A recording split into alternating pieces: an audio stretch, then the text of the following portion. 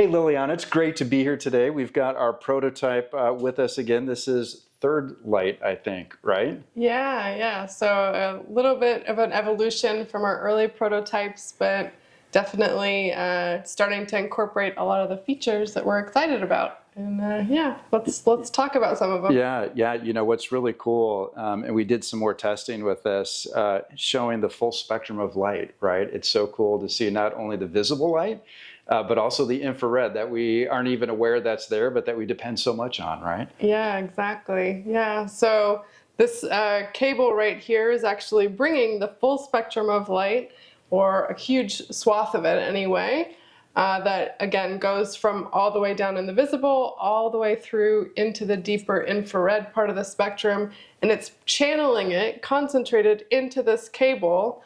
And then the screen, which looks like a typical LCD. Right. Yeah, for sure. Yeah, no, and yes, I mean, this is all pure sunlight here that we're seeing right now. So we've got the cable that's capturing the daylight. We have a solar collector that is channeling that daylight through the fiber optic cable. And what you see here is no backlight other than daylight, right? Which gives us the benefits of the sun right in front of us. Yeah, definitely.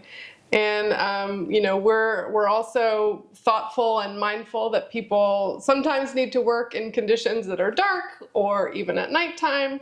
And so, we kind of thought through, how can we incorporate light that's more of a representation of what either sun or firelight would look like? How do we make it a bit of a healthier light to illuminate from behind, even when daylight isn't necessarily available, like at night? So with that in mind, we've incorporated an inbuilt electric light as well. Yeah, right. So we have a halogen light also, which I'll turn on here. And we're using a power supply. Obviously, that would not be necessary once we have our final production done.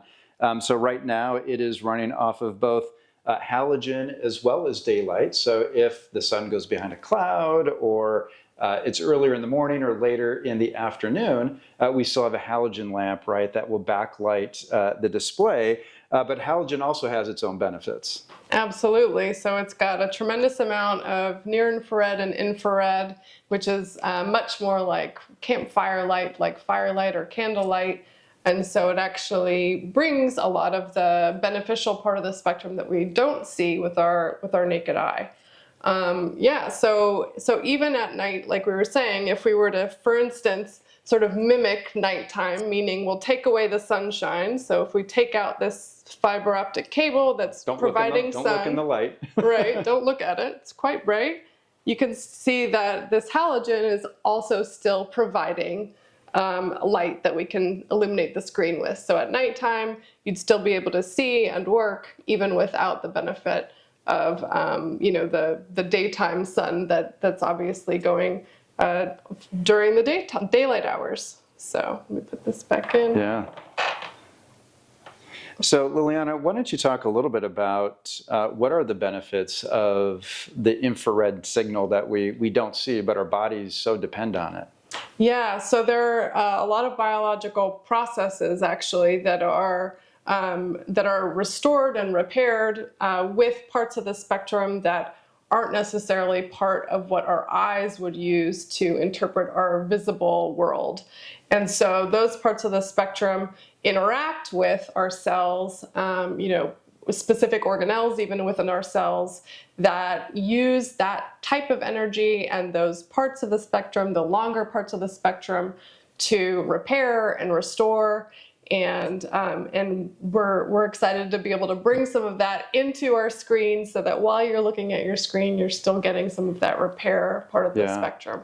Yeah, and I think we've all felt that before, right? Where you're out in the morning sun, right, watching the sunrise, and just how much better you just feel in general, Exactly. right? And then watching the sunset too. It feels like it's a natural time to go to bed phase, right? So there's a lot to do with the circadian cycle as well. So it's great from a performance perspective, a general health perspective, and certainly those that have light sensitivity issues, right? I feel like what we're striving for and what I believe that we can get to is making interacting with screens and displays much more of a natural feeling experience, even though we don't, we're not necessarily aware of all of the natural signals that are supporting our biology, we can certainly feel a difference. And so we're trying to achieve that with a display that's bringing all of those invisible parts of the spectrum to support us throughout the day.